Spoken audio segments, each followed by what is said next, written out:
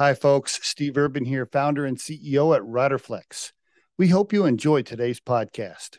And as a reminder, please subscribe to the Riderflex show for updates on new episodes. And by the way, if you haven't already, check out the book we recently launched, The Riderflex Guide, Inspiring and Hiring, available for purchase on Amazon. And now, a quick word from our sponsor. Try the #1 marketing platform for small business. Everything you need from design to marketing to CRM. Learn more at marketing360.com. Marketing 360. Fuel your brand.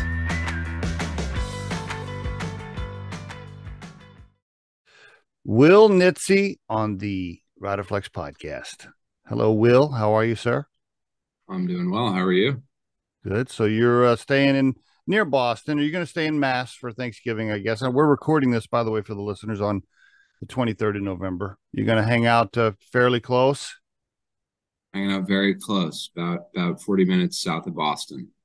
Okay. Is that where your folks live? Are you going to your parents or uncles, or what's the story? It's an interesting one. I'm going to my wife's mother's boyfriend's house. Yeah. All right. Which will be a first for me. And then his kids are going, and his kids are adults and have spouses, and yeah, it'll be. I will be the X factor at the gathering, which will be an interesting one. Too bad you can't have like a little secret camera following you around, so you could do a little YouTube clip of it later, because it should be. Yeah, maybe I'll strap a GoPro to my forehead. Have you met him before? I have. Oh, okay. So all right. Well, nice guy. Yeah, no, it'll be good. I just put out a post on social media about family dynamics. You know, for me, as I've gotten older, I've just learned it's a very short period, a day or two, or maybe 2-3 days, whatever, or maybe just one dinner. And I just have learned to just be patient and just breathe and just be like, okay, you know, I'm not going to change anybody here. So let's just get through dinner and be patient and try to love on people. You know, I've gotten better at it. Yeah. It's funny. It's like hilarious how much of a trope that's become of like Thanksgiving, like the wacky, you know, don't get into politics. Yeah. You're always going to have a wacky uncle or aunt. That's like a total caricature of the standard Thanksgiving meal. It's funny how it got there versus just like a fun gathering. Right. Isn't it? That's interesting. You're right. Now, I will say, if I've snuck a couple of eggnogs and bourbons or something on the side without my mom seeing, and I get a little restless, I'll light a stick of dynamite and throw it in the middle of the pile like a topic. Oh, yeah. No, I'm that guy too. I'll throw something in there and just I actually love that. I love that. I like enjoy that. I think it's funny. Like, you know, spirited conversation. That's another whole dynamic. Like for me, when the conversation gets spirited, even if it gets slightly heated, I think that's like hilarious and entertaining, and other people don't. So you got to know your audience. You got to know your audience. Yeah, totally agree. I'll probably do that this afternoon and tomorrow a little bit. So you grew up in Mass. Give me a little family history, if you don't mind. Mom, dad, siblings. Give me some history. I grew up in northern New Jersey, a town called Morristown. I went to high school in Western Mass. So two older brothers. And yeah, I went to high school in Western Mass. Then I went to college in Boston, went to Harvard, undergrad. Actually, between high school and college, I lived in Cape Town, South Africa for a year in 2010, which was nice, wild experience. And World Cup's happening right now. I was there in Cape Town when the World Cup was in South Africa, so that was a pretty epic experience. Awesome, yeah. But yeah, lived on my own. Well, I lived with a buddy, but we were living on our own in Cape Town for a year. So that was wild. I went to college. Let me ask real quick before you get past college. Tell me about mom and dad really quick. What they do? Are they still alive? Or what's the story? Yep, still kicking.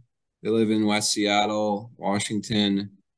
My dad works in, actually both of them, they work together. Didn't always work together, but as of 5 years ago or something like that, they've been working together in real estate development. So take like repurposing buildings in Seattle, Okay. and developing buildings and selling buildings. Okay. All right. So What yeah, your dad that's what is they that what do. your is that what your dad did for a living when you were growing up? Real estate? No, he kind of horizontally pivoted into that, which is a common thing as it seems in real estate. But yeah, he's an engineer by training, and Okay.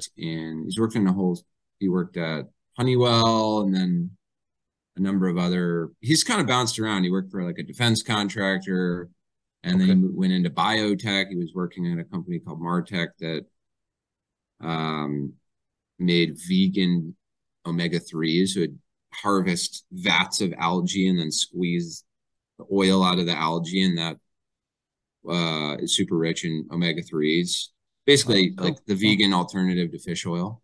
okay. So Okay. he did that for a while, and then that company got bought, and then he transitioned to real estate. So he's been all over the map. And then my mom worked in social entrepreneurship. Um, Okay. Basically, she spent most of her career in social entrepreneurship, so like funding um, people solving social And challenges. you and your brothers, were you the rebel? Were you which was there were all three of you straight A students, Harvard kids, or was there any rebels in there? Give me the makeup of you and the brothers with oh, did I freeze a little bit? My internet a little frozen No, there. no, Oh yeah. you're all good. Okay. Yeah, give me the makeup of you and the brothers, personality styles. Give me a little flavor there.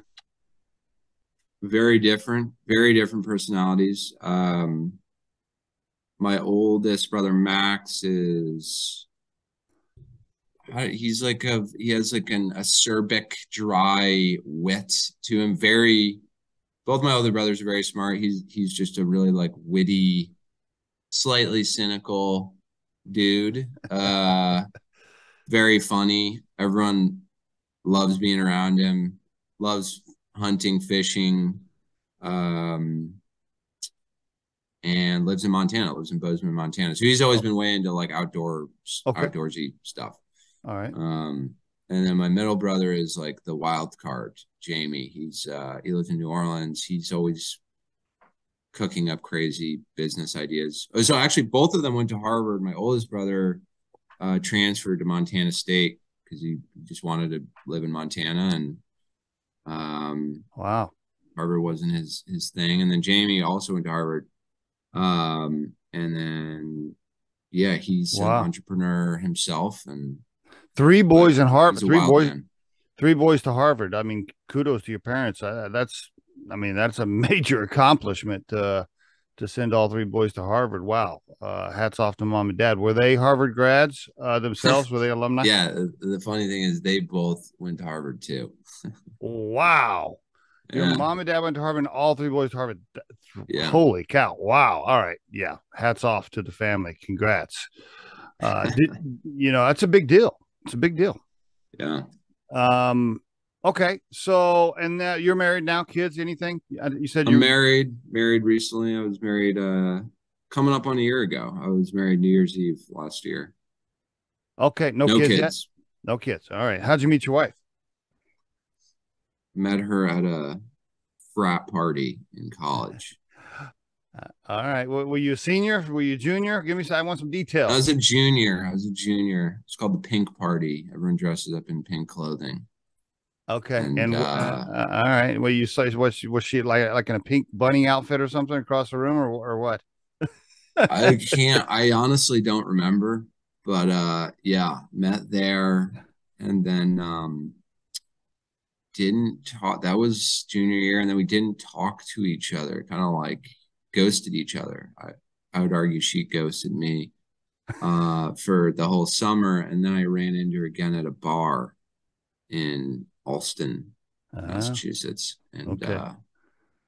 and rekindled things, and the rest is Uh, history. all right. Cool. What's she do? Does she help you with the company or? Yeah, she runs her e-commerce business.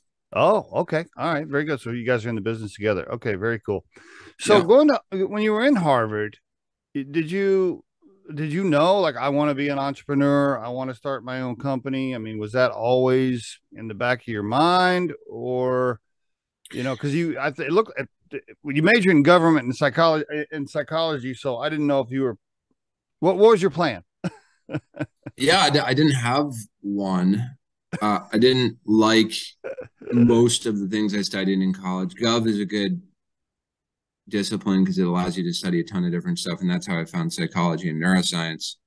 I took as many courses in those disciplines as I possibly could and minored in it. And those were the only courses I really, really enjoyed for whatever reason. Okay. And I think because they were really good professors in those fields. So I just became obsessed with that. Really, psychology was like the first love, like just why people act the way they do the things they do. People are weird, quirky They are. creatures, and They I are. All of them just are. loved delving deeper and deeper into that rabbit hole.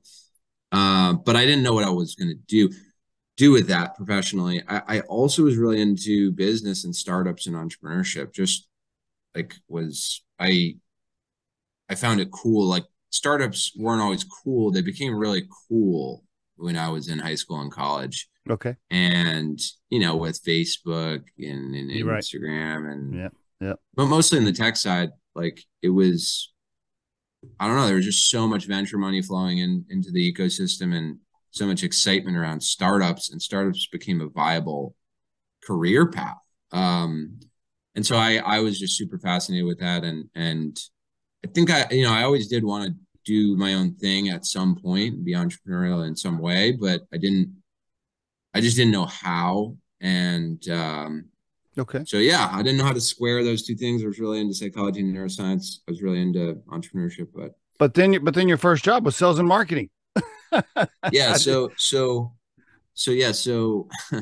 that there's like the career website for Harvard is like you can like check a bunch of stuff, and there's a bunch of jobs where you can just blast out your resume. Like you don't Okay. need a cover letter or anything like that. Okay. And so yeah, I didn't know what I wanted to do. I knew I didn't want to do consulting or banking or things like that a lot of my classmates are doing. So I just blasted it out to a bunch of different stuff, and several of them got back to me, and this was one of them. And I went in and had an interview, and I was actually really intrigued by. So it was a company selling operations and supply chain software to oil and gas and energy and utility companies, so energy companies of Okay. all types. Okay.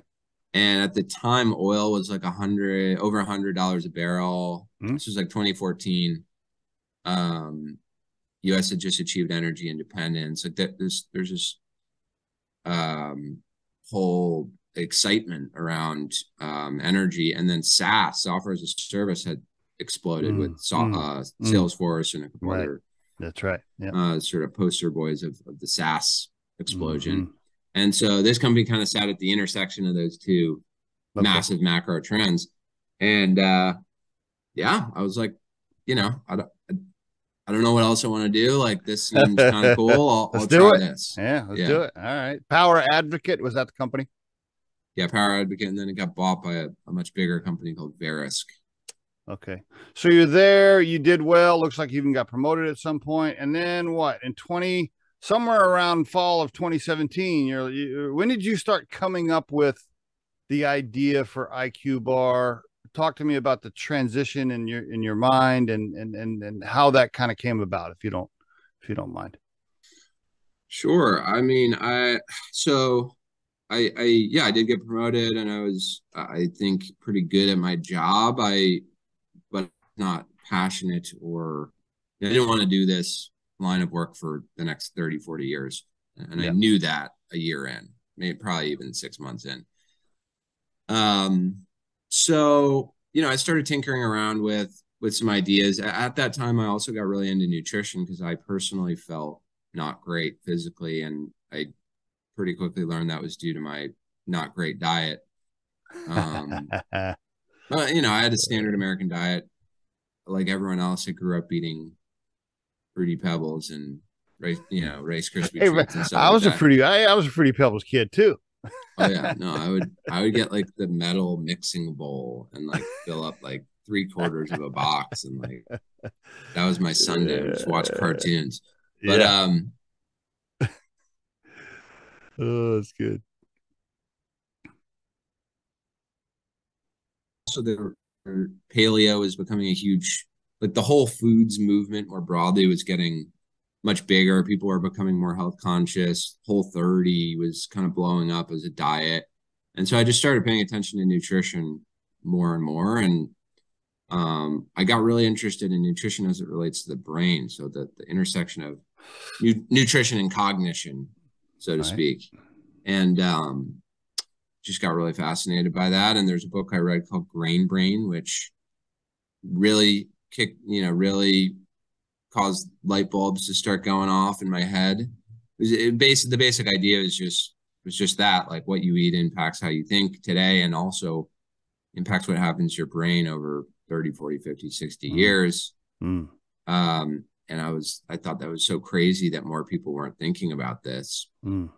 And then I also read another book at the time called Mission in a Bottle by the guys who started Honest Tea, Seth Goldman and Barry Nailbuff, and that got me fascinated with consumer goods, specifically food and bev consumer goods. Okay. And there's so many. So there's like Not That Passionate About the Job. Read this book that changed, like, was mind blowing on like the like nutrition cognition intersection. Read this other book that was mind blowing on like, wow, consumer goods is a really cool thing to do, and like all of that combined. And I was like, I want to start a brain food company, I think.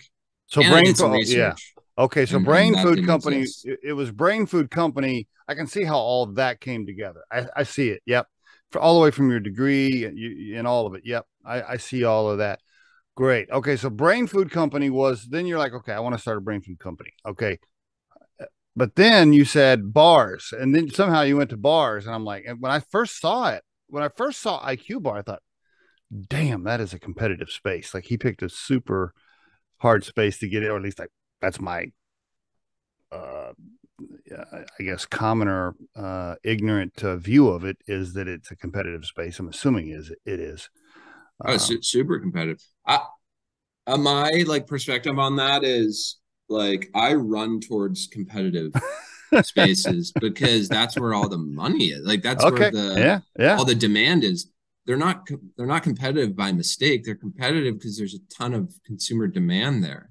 Great point. Great point. And so if given the choice of, do I want to go where there's this huge amount of demand and out operate and out compete people? And my challenge is, how good of an operator am I, and how can I differentiate within the field here? But I know there's demand there, versus, well, I could be wildly different and hope there's demand in this other area, or try to generate demand out of thin air. And maybe there is, maybe there isn't. I'll always choose path A. Never want to have to be in the position where I'm having to guess where demand will be, or try to manufacture demand. And so that's good. That's good. That's good for the listeners. Good. That's a great tip for the listeners right there. Everybody thinks they got to invent something brand new, right? Everybody thinks they got to, put something out in the market and dangle it out there and see if there's demand, or see if they can get bites. But you took the Starbucks approach, right? I guess. I'm trying to think of other examples, but the Starbucks coffee approach, where you're just like, hey, I don't care if there's a million coffee shops. Boom, I'm going. And you can differentiate meaningfully. I mean, like take bars. There's so many subcategories that are huge. Like, for example, just like low sugar bars. That's so I don't even necessarily think about it in terms of, well, bars are really competitive. It's like, well, yes, that's true. That would be kind of like saying drinks are competitive. Yeah. True. But there's so many subcategories of drinks and bars. So, you have a granola bar, and then you have a protein bar, and then you have a plant protein bar, and then you have keto bars, low sugar bar. So what's like, and if you can find one of those subsegments that is large in and of itself, well, now it's not that competitive. There's 2, 3, 4 players, maybe. And now you just have to outcompete those 2, 3, 4 players, and you can ascend to the top of that subcategory and then expand from there. So for the listeners, eatiqbar.com. So it's IQBAR is the company. Website is eatiqbar.com. And Will Nitze is also, of course, on LinkedIn there. I want to get all that out there, and we'll mention it again towards the back end. But as it stands today, let's do a quick 3-minute elevator pitch of the company as it stands today, and then I'll go back and ask you a few questions, kind of how you got there. But give me the pitch for the listeners right now that may not have heard of IQBAR. Sure. Yeah. I mean, we are a brain and body nutrition company. So everything that's in our bars, we also have hydration mixes called IQMIX. Everything in our product is there for a reason, for a functional reason, and is either promoting brain or body performance. And we've also very purposefully excluded anything that will detract from brain and or body performance. Such that you can consume our products guilt-free and win your day without your food and beverage choices holding you back. So it's healthy for me. It's healthy for my gut, so to speak, and my brain. I mean, it's all interrelated. So we basically, when we formulated the products, we looked at, okay, what are the compounds that have the most research suggesting they're good for your brain? So like omega-3s, vitamin E, flavonoids, medium chain triglycerides. There's all these things, and there's all this research that's good for your brain. Could be good because it promotes energy, could be good because it helps you grow new neurons, could be good because it helps you maintain brain integrity and brain structure over time. And then the second question is, okay, what are the whole food ingredients that are richest in those compounds? So if it's vitamin E, well, turns out almonds are really rich in vitamin E, or sunflower seeds or what have you. Medium chain triglycerides, well, coconut is really high in that, and yada, yada, yada. And then, okay, here's our basket of whole food ingredients. Can I make a bar out of that? Or can I make a hydration mix out of that? So that's the approach. It's very much not meant to be like a medicine or a nutraceutical, or if you consume this, that will happen.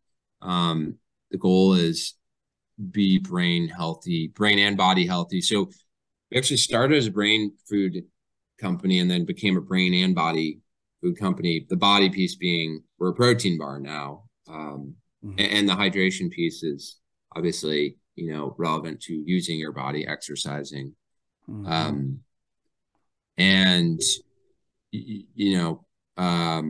That really just widened our purview of our addressable market. And we kept getting people. We started with the brain food piece and then listened to the market and adjusted accordingly. So people would be like, well, it'd be cool if there was 10 or 12 grams of protein. Great.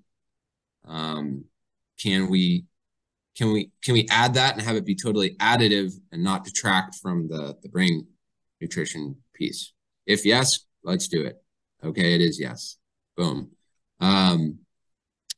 So, it's an iterative process, and you're always listening to the market and adjusting accordingly. Do the bars, I know they have different flavors, but are they also in groups? Like this is paleo friendly, this is keto, or all the bars the same in their approach of the contents, but they just taste different?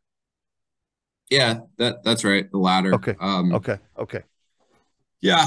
I mean, I don't want to get into like, we have a paleo line and then a keto line and then this and that. Yeah. Everything is the same. Okay. Their flavors are just different. So take one of our brain nutrients is flavonoids, which is the compound that's in colorful fruits and vegetables. That's good for your brain, anti-inflammatory, etc. So what's really rich in flavonoids? Well, in the berry or fruit family, blueberries. So that's why people will say blueberries are really good for your brain. In the bean family, cacao beans, the the base of chocolate, Okay. is super high in flavonoids. In the like leaf family, matcha tea, super high in flavonoids, right? So, and then we'll have flavors around those things. We have like a blueberry bar, and we I have a see. chocolate sea salt bar, and we have a matcha bar, and yada yada. Okay. So we're delivering the same nutrition and the same compounds via different inputs that, of course, lend themselves to different flavor And profiles. how many total SKUs right now for the company if you look at the hydration and the bars? Oh man, I mean we must have like 40 SKUs, but it's all sort of like repackaging. We have 7 flavors of bars and 4 flavors of hydration stick packs, but then we'll have single flavor SKUs, we'll have variety pack SKUs. We'll I even have see. different, well, like with Okay. the sticks, we have an 8 stick variety pack and a 20 stick variety pack. So Okay. Okay. Very good. How big is the company today? I don't know if you want to share revenue. I know it's private, but how about people, or give me some general size of the company? yeah, no, we're an 8-figure a year sales company. Nice. Nice. Six people. 6 people, 8 figures. That's Yeah, good. yeah, yeah. I mean, our goal is like there's a good rule of thumb, which is a lot of people use, which is don't add an employee unless you can add $1 million of revenue. I like it. But our thinking is actually like double that. So Okay. don't add an employee unless you can add 2 million in Love revenue. it. So Love it. Love it. yeah, very lean, very Effort. low SG&A, and um, And you can you can obviously order the bars right online. And then talk to us about, or the bars or the hydration mix. Where else can the product be purchased? we're in Walmart, Rite Aid, Kroger, Sprouts, Wegmans. Okay. If you go to our website, we have a store locator. How So you about can plug in your Amazon? address. Anything on Yeah, Amazon? yeah, and then online, Amazon and our website are Okay. both good Are places. you now you're a super smart guy, obviously, so I'm assuming you're careful not to let too much of your distribution get caught into Walmart so that Walmart starts trying to control you or something, right? I've heard so many nightmare stories. Walmart's a phenomenal partner, honestly. It's just there's so brick and mortar relationships can get really like convoluted and messy, and our experience has been really clean and good because it's an Okay. EDLP, it's an everyday low price. So the price is the price. We're selling it to Walmart for a price, they're selling it to the consumer. There's not like promos up and down. And we have a partner, the really big thing to keep in mind with Walmart is you got to deliver on time and in full. Yep. Otherwise you're going to get dinged in a bad way. So make sure you set up your infrastructure such that you do that and you're in good shape. If you don't, you're not in good shape. I've sat in the buyer offices at Bentonville a few times myself, and gotten the shit beat out of me by buyers for something that didn't get delivered properly in a former life. So yeah, I know the routine. Yeah. Where do you manufacture the product? Where's it made? We make it in the Midwest. Oh, okay. So everything's here in the U.S. You're not shipping in. Are you shipping ingredients from overseas or anything like that, or what? Or We do work with some imported ingredients. Like okay, there's certain things that just aren't grown in the U.S. at scale. okay, okay. But no, over 50% of our ingredient, what's in every bar is grown in the U.S. You got So yeah, one co-packer that you're using, just one, or you got your one own for facility? bars and one for Okay, stick packs. Yep. okay, all right. You got any backup co-packers in case something goes wrong? You got inventory in other places? You got emergency plans, or it's all right there? We do. I mean, we have really good, stable co-packers. Okay, But yeah, no, I mean, we have okay. redundancy plans if shit hits the fan. So everything ship is everything housed there? So you make it there, they house it there before they ship it to Walmart and Amazon, or does it go somewhere else? You have a distribution center somewhere else? We have a warehouse. We also have a third party redistributor that distributes into Walmart. Ah, great. Okay, And very then good. we house All a right. ton of inventory at Amazon. Okay. So at any given point, we're housing large amounts of inventory in 3, 4, 5 places. Is it perishable? I'm assuming it is at some point. Yeah, 1 year shelf life, and then the stick packs are 2 years. Okay. Okay. Any problems with that at all? Any problems with tossing out a bunch, or you're always move through it? We have had that issue in the past. Not really this year. I mean, you get better and better. You get better and better at demand planning, and Absolutely. I mean, look, it's a year is a lot better than a lot of folks are operating off 3 month shelf life or whatever. You know, I don't know how those companies do it, but Bro, yeah, I if you have used a to, year shelf yeah, life, you should be able to yeah. demand plan pretty well. I used to be in horticulture, bedding plants, and that's why I mentioned the Walmart experience. I worked for a big, huge horticulture outfit that shipped bedding plants to Lowe's and Walmart, and talk about a short shelf life. And when the plants got ready and in full bloom, like you know, there was a very small window to get the plants to the garden center, and yeah, it was a fucking nightmare. Just, Well, there's certain things like I have a buddy who is in the lettuce world, and lettuce is like I think it's like 10-day shelf life or something like that, or like 14-day shelf life. It's the lowest shelf life? uh, Raspberries. oh, really? Interesting. Didn't I know think it that. has a 6-day shelf life. Ooh, yeah, not a business I'd want to be in.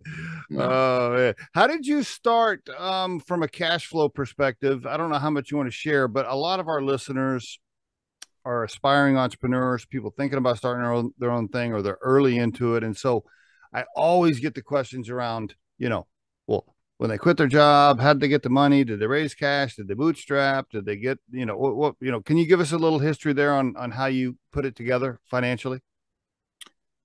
Sure. Yeah. I didn't really have any money to live off of. So I pulled a move that I had heard.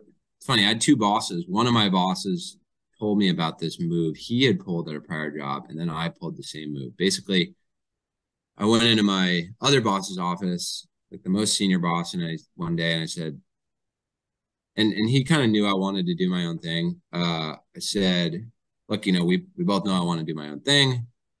That being said, we both know I'm competent in my job. Here's what I would propose. What if you cut my hours in half and cut my salary in half? Nice move. And would that work for you? Would you do that? And he's like, let me think about it. And a day later, he said yes, which was a huge hack because then it was cut in half based on I was working, let's say 60, 65 hours a week, but it's cut in half based on a 40-hour work week assumption. And so I went from like 60, 65 hours to 20 hours. And 20 hours is nothing. I mean, easy. You can work a full-time job on top of that, no problem. And so that allowed me to survive. It was like half a salary was just enough where I could pay rent and like get groceries from Trader Joe's and like survive. And then in addition to that, I moved into my friend's parents' basement for a year to cut living expenses. Wow. Yeah. All right. So anyway, that's how I did it personally. And I was that's how you paid your personal bills and ate ramen noodles and you were able to survive. Yeah. All right. Great move. Love that tip. So yeah. And it was key that I didn't quit my job because you have a timeline. You're like, hey, I want to launch in 3 months or 4 months or 5 months, or whatever. And it's never right. It's never right. It's always double that. And so, I didn't want to put myself on the clock. Like if I had just quit and I was like, cool, I have this amount of runway. I got to make it happen. You're not going to make it happen that time. So that's right. The beauty of the half-time thing was I did that for like a year. So that was how I did it. And then how did you I didn't have money to start. Yeah, I didn't have money to start the business either. How'd you do that? Yep. So I knew I wanted to raise a little startup cash somehow, but the issue with consumer goods is it's all sales based, and whereas in tech you can have a good team and a PowerPoint deck and raise money at a $10 million valuation. You can't do that in consumer goods. That's right. So what do? You need money to make product, Uh, but you need sales to raise that money at a valuation that doesn't mean you're selling 30 your company right off the on the spot. So you have that chicken or egg problem. So how do you solve that? yep. And so my answer to that question was crowdfunding. So we did a Okay. Kickstarter and then got in all these pre-orders, got the cash, used that cash to produce the first production run, then used all those were all sales. You book all those as sales. So we had $90,000 of sales in our first 2 months. And then I said, hey, look, and I had been talking to angel investors along the Okay. way, Okay. telling them about the idea. Hey, are you interested? And rather than asking them for money, I was like, look, I'll show you the market wants this idea. Of course, I didn't know if that was correct. But yeah, then did the Kickstarter, and then I turned back around and I said, hey, we just sold $90,000 worth of product, prorated, that's this much a year. Here's a reasonable valuation. Are you in? And everyone was in. So Nice. raised 600-ish grand from a bunch of angel investors, and that was it. Congrats. We were off to the races. Do you mind sharing how much the Kickstarter was? How many? Oh, you said 90,000. Never mind. 90,000, yeah. Yeah, It yeah. was a 2-month campaign, and we sold 75 on Kickstarter, and then 15 on Indiegogo. You can just like extend your campaign. So The 600K that you raised, was it from a few angels? Was it how many? What that cap table look like right there? Are you talking about like 90 people? Are you talking about 3 or 4 people? What are we talking about? it was not that many people. So I don't know, luck is a weird phrase. I got linked up with this guy through a friend. I was friends with this entrepreneur, and I was just shooting the shit with him one day, and I was telling him about the bars, and I was like, yeah, and there's gonna be a blueberry flavor one, and he's like, oh, I know the king of blueberries. I know the blueberry king of America. My buddy Court. Okay. I was like, okay. He's like, yeah, you want me to introduce you to him? I was like, sure. Yes. Not even from like a fundraising standpoint, but just cause. And I thought maybe he could help me source blueberries. So I was like, all right, yeah, let's do it. And then I talked to Court, and we were just literally talking about blueberries for half an hour. And then at the end, he's like, hey, like, are you interested in investors? Like, this is kind of an interesting product. Yes. And I was, well, at the time I was like, yes, probably not right now, but can I call you back? And this was months before the Kickstarter. Oh, okay. And then, yeah, we did the Kickstarter. It was a success. I called Court back and I was like, hey, still in? And he's like, absolutely. And he's like, not only am I in, I have a friend who's a super successful other guy who's also interested, or also might be interested. Would you do a call with him? So I did a call with him, and he was also in. And then, I mean, those were pretty big checks we got in. And then like once you get 200, 300, 400 grand, like getting the last couple hundred, like it's way easier. And I would then hit up, but none of it was really like, maybe 5% of it was friends and family. Almost none of it was friends and family. It was these like random, and of course now I'm like best friends with these guys, and cool. Guy Court sits on our board, but that's yeah, cool, it was just through random like networking. How much money have you raised total so far? About 4.5 million. Wow, congratulations, man. Congrats. Now 4.5 million. I'm guessing so you're not individually. I'm assuming you don't have 51% anymore then of the you're below. You're not in control of the cap table. I'm guessing, or are you? No, I'm still above 50%. What? Yeah. Hold on, wait a minute. Hold on. You're telling me you've raised $4 million in cash and you're still in control of the company, total control of the cap table? Holy cow. Well, and the reason why is we raise less more often. Okay. So like we raised 600K, and then a year later we raised $1 million. And then I see. a year and a half later we raised 2.775 million. But each time we were able to ratchet up the valuation so that it's like, what's the minimum amount we could raise such that we get to the next tranche of revenue? And without let's Will, raise that. without Will giving up control. Yeah. I mean, the goal always has been like, sell it when you lose control, or try to sell it. Yeah. Because then, you're I mean, technically you're an employee at that point. You could be fired, yada, yada, yada. So, it's true. That was how I looked at it, at least. No, it's true. I totally agree. And by the way, I've had a lot of people on the podcast that, they'll give me the whole speech. They'll be like, well, yeah, but my VC guys are so awesome and they love me, and I'll probably be the CEO forever. And meanwhile now they're at 20% ownership, and they're like, yeah, but it's a great relationship. And I'm always thinking, okay, bro, like, look, here's the deal. If you're not in charge of 51%, you're an employee. And if they don't like you as CEO, they will fire you. Like, that's it. Yeah. Yeah. And I would rather have a smaller business and control it than a larger business. Amen, brother. And that's not like a slam dunk. I mean, there are many, many, many cases where someone did own 20% and they'll have a bigger outcome than, let's say, I would. It's just, for me, it's like, why are you getting into this thing? For me, a big part is I want to control my destiny, and it's just a lot less fun if I can. Bro, I could not agree more. And I just want to pause for the listeners right there. What we're talking about here is lifestyle, really, versus cash, right? You could take 20% ownership and maybe you end up making a lot more money someday. But what lifestyle do you want and what control do you want? For me personally, for Riderflex, our recruiting firm, I will never give up more than 51% unless the payout is gigantic, right?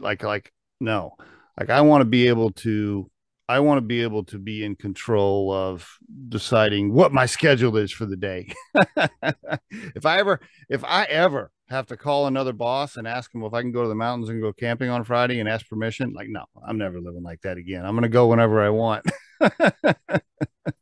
Totally. That's the really bizarre and interesting and nuanced piece of entrepreneurship, is like, when you are your own boss, I could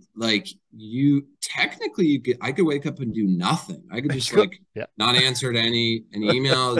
There's no repercussions, right? It's you're self-police. It's all self-policing. Now I am a harsher policeman on myself than I think any boss would be, but that's totally like personal style. And how do you how much self-accountability can you impose on yourself? And if you don't, your business isn't going to be 8 figures. No,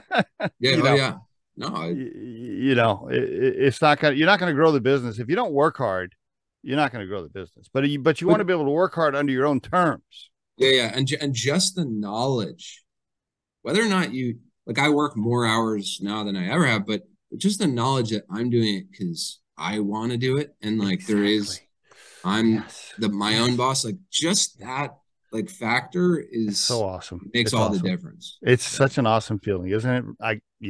Couldn't agree more. It's a special thing that I hope to never have to give up. I always tell my wife, who she can hear me talking, by the way, she's right over there. I always tell her, I'm like, if I ever have to go get another regular job, I might just, I don't know, shoot myself in the head and put it into it. Well, I haven't taken it that far, but I hear what you're saying. Oh man, it's hard to go back once you get a taste of it. It's like, how could you go back? I mean, I don't know how. I have nightmares about it sometimes. I'm like, oh God, please no. So the plan is to eventually. Are you targeting? You're not targeting a sell at this time. You're still. Are you still raising cash? Are you targeting a sell? Where are you at in the life cycle right now? So consumer goods is a weird space. Like you have to so if you're a software company and you get to 10 million in sales, there's going to be a lot of buyers lining up at your door. That's really not the case in consumer goods. Like you have to get to 20, 30, for some really, really massive buyers, they'll want you to get to 100 million in sales Okay. Okay. before they want to buy you. And so you have to get fairly big before you even can sell. So, our goal is to get to 25 to 30 million in sales next year. Okay. Fairly audacious goal. We'll see if All we right. do it. I think we will. And every year, I think just as like a healthy hygiene practice, every year we sit down and say, could we sell the business? Like today, if we wanted to, could we? Oh, you could if you wanted to. Yeah, and you always can, right? Yeah. But could we, like, on terms we would be comfortable with? Mm-hmm. And that answer's either yes or no. But by going through that exercise, it sort of right sizes things, and it's just a healthy exercise, I think. And then also, like, be open, like, don't get so rigid around like this is a 5-year deal, and right, yeah, because you're just going to get, first of all, it's not going to be right. Your timeline won't be right. No, the market might be not where you thought it was going to be in 5 years, right? Like a lot of people who started a business 5 years ago, today they're like, oh shit, like we're in a recession. Capital is a lot more expensive, yada yada yada. So don't over plan like years in advance. But great tip. The goal would be like, the goal would be to sell the business, but I don't know to who, I don't know when. And so you have to be able to stand alone on our own independently and keep growing. And if a sale happens, it happens. You will be a lifetime entrepreneur after this, I think. I feel it in my bones. So when you do sell in a few years, then you'll probably, let's see, what will Will do? He'll probably travel a little bit, do some world traveling because he enjoyed that experience back in, between high school and college. And you'll probably do some of that. And then you'll get bored, and then you'll come up with another idea, and then you'll start another company. Probably. I'll probably think of the idea while I'm traveling on the airplane. I see it. I can see it. Yeah, for sure. Congratulations, man, on everything you have done. It's a cool brand. Thank you. Genius name, literally. I mean, the IQBAR, the name, I don't know how you came up with the name. We forgot to get into that, but just the name itself is perfect. I mean, it's great. The marketing's good. By the way, your LinkedIn presence, your social media presence individually as a person and as an executive is really good. Matter of fact, I think my wife is the one that saw your profile. She can hear me talking. Didn't you see Will's profile? And you're like, hey, we need to get this guy on the podcast. That's what I thought. So anyway, man, congrats. Honored to know you. Super glad to be connected. And appreciate you sharing your story on the Riderflex show. Happy to. Yeah, let's do it again sometime.